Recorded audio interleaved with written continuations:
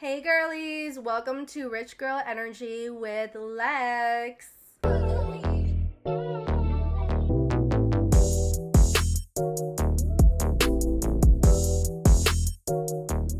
we are in a different scenery today because we're going to talk about a topic that I'm going to need to hold your hand. Let's hold each other's hand.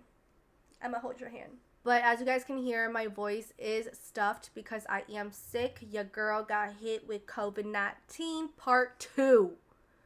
Why? Why did I get COVID again, y'all? I really was avoiding getting sick. Like, it's Aries season. My birthday is right around the corner. Like, what's going on? But you know what? It's okay because I'm thinking about it like I'm starting Aries season. Really sick and nasty, but when I go out of Aries season, I'm gonna be full bloom everything. And that's what this episode is about. Stop feeling sorry for yourself. Gross. I am still sick, so I'm going to be coughing here and there. So every single time I'm going to cough, I'm just going to cut out that clip because y'all don't want to hear it through your headphones or whatever. I don't want to get y'all sick too. I really wanted to make this episode because this was during a time where I felt like the odds were more than my evens, and I just felt like my world was crumbling, and I just felt like I had nowhere to turn to. I know that I have my resources, I know that I have my support system, but just like me, myself mentally, my well-being, I just felt like everything was just crumbling. Like my universe, the stars weren't aligning for me, and it was my doom every corner I turned to. So stop feeling like that.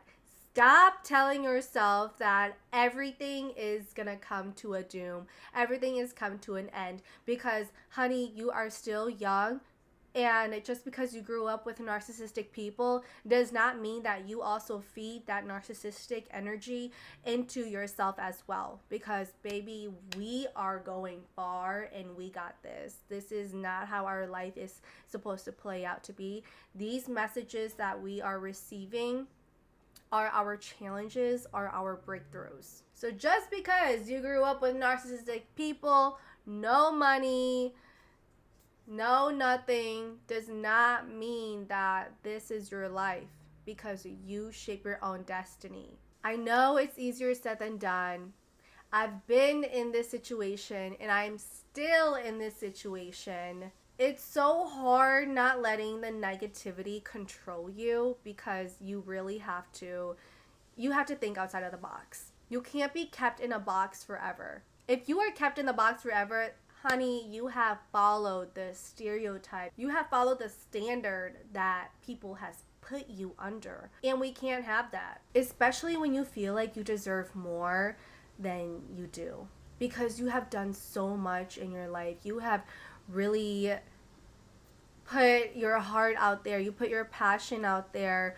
You studied it. You practiced it. And still at the end, it's like, this is what I get. Like, I can't believe I went through all of this, yet I'm still here. And I think a very important lesson to that is that there's a reason why you're still here. There's a reason why you haven't excelled to the place that you want to be yet. Because there is something there that is supposed to be in your story. So when you are at where you are going to be, that is your story that you're gonna tell. And people are gonna be like, what the fuck? Like, that's the same exact situation that I'm in. And really, it's patience takes key. You have to create that lore within yourself to get to where you're actually supposed to be. And that is gonna be the most fucking amazing person ever. Like, just because you are at a spot where you're like, oh my God, I hate it here. I wish I could just get out. Like, why is this my circumstance? Why is this my situation? Well, baby, have you thought about the future? Have you thought about your higher self? How you are going to look back and you're going to be like, damn, I was in a very pitiful situation. And now here I am.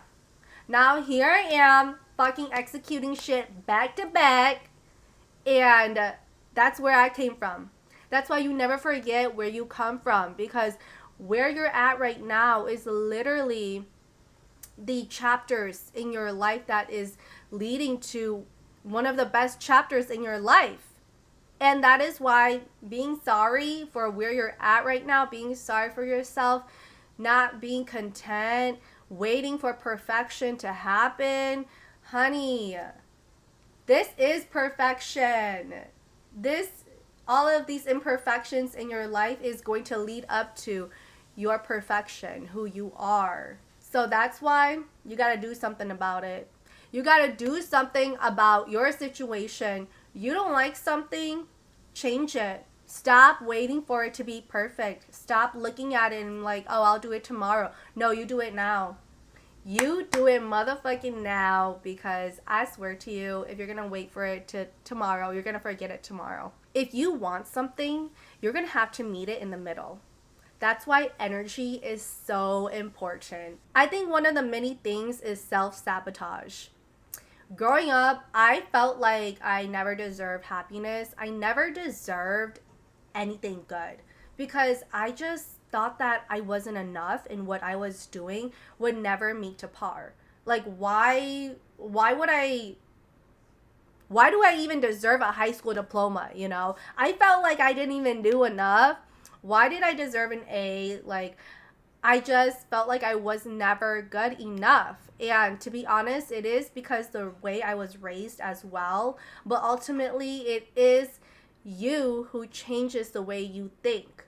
I was surrounded by people that didn't believe in who I was and didn't see the success that I can gravitate towards. I mean, I know that they can, but it was tough love, to be honest. It was very tough love, to the point where like there was no love. But you know, but because it was to that point, I knew I had to do something about it. I had to get myself out of that environment. Despite loving these people, I would do anything to be with them, to make them happy or content, but that clearly wasn't possible. And so that's why I had to go. I had to be independent. I had to be by myself, because I needed that clear mind to think about who I was and what I really wanted for myself, because I couldn't achieve who I was and who or what I wanted for myself if I kept on staying in an environment that just was negative and always put me down, because that's not the way I excel. That's not the way I would uplift myself to do something, to achieve something. So I knew that I had to get out of that situation. So you got to do something about it if you are in an environment that is just so negative to you.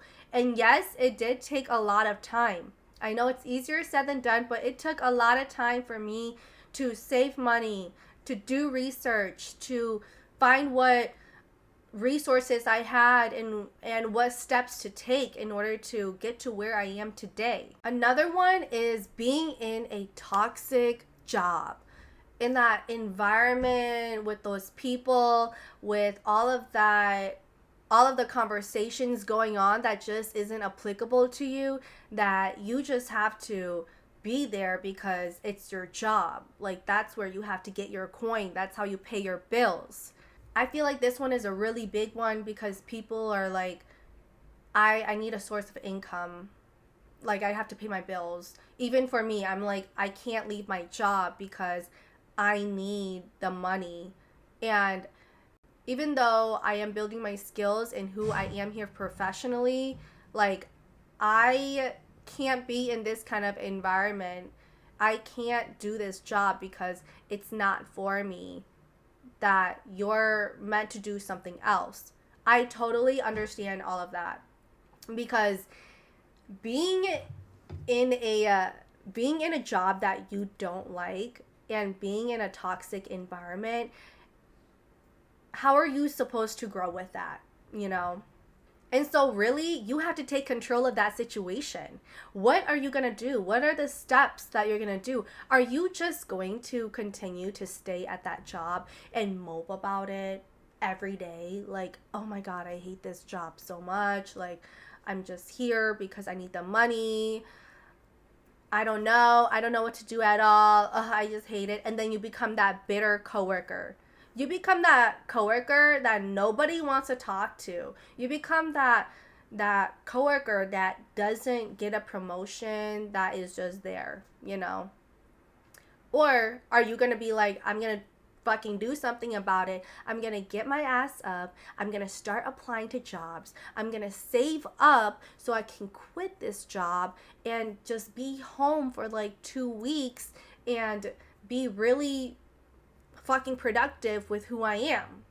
You know? Like, you have to make resolutions to these problems, to these conflicts, because if you're clearly not happy with something, you have to make a plan. And yes, talk to your job, talk to your boss, address solvable issues that you can solve in your workplace. If you can't solve them at all within your workplace, then you're definitely going to have to make a plan to exit, because why are you still staying there? Honey, you don't belong there, and they don't belong in your life. And remember, whenever it comes to jobs, you're always replaceable. Like, they will replace you so fast. They don't care. Maybe they'll try to get you to stay, like, hey, what can I do? But 9 times out of 10 is just like, no, you can go. I feel like this one, people are always like, oh, I just feel so bad for myself. I feel so bad for myself because I have no money. Money is always a problem, huh? What if I told you I had only $2 in my bank account? Yeah, $2. And look at me. I'm still here. I'm still here, really trying to achieve my dreams, get to where I want to be, because that is passion, baby. That is me getting up and say, I'm gonna fucking do it. That is me still being sick with COVID and glamming up, putting a cute outfit on, spraying perfume, and be like, I'm ready. I'm here. I'm here. And I'm here to spread this positivity, this motivation on you, because you clearly need it. So what are you doing? I hope that you're doing something while you're listening to this podcast, because you better not just be laying in your bed. I mean, if you're laying in your bed, this is your sign to get up right now. Please get up. But I know how people are feeling with having no money, because it honestly feels like you're just stuck. It feels like you can't do anything. It's a very vulnerable feeling, and it sucks when you have to ask for help. At least for me, I feel like I don't want to ask for help. I am one of those people where I wait until like I'm really in the dark pit to ask for help, because I just feel really embarrassed, and that's just how I was raised as well. Like, if I'm gonna be a person on this earth, I have to be able to take care of myself, and if I can't, then it means like I failed in life. Like, that's just how I was raised, and I know that that's not how you're supposed to feel. Like, if you need help, you should ask for help. And that is something that I'm still learning till this day. And I think, like, that's why I'm saying the reason why I'm in my situation right now is because I have to learn these things. I have to unlearn it and learn it in the way that makes sense for me, that is right for me. You are at a spot in your life for a reason. You are here to really challenge yourself. So this is what you're going to do. This is what you are going to do after this episode. You are going to start on something you love. Time it for 3 minutes. I promise you, you're going to do it more than 3 minutes. Like, whether that is journaling, whether that's writing, going for a walk, singing, mukbangs, content creating, drawing. Do it for at least 3 minutes.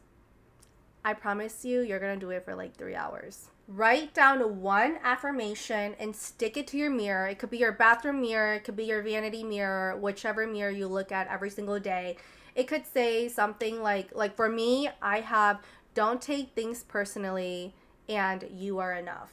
So those are the two main ones that I have, because those are the two main ones that I am working on, to not take things personally. And I think I've done a fantastic job on that. Like, whatever people say to me, I'm like, that's a you problem.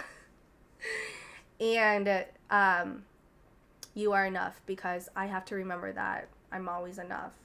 I'm more than enough. I'm bomb.com. And that's how you should be feeling about yourself. There's a difference between the two C's, okay? Confidence and cocky.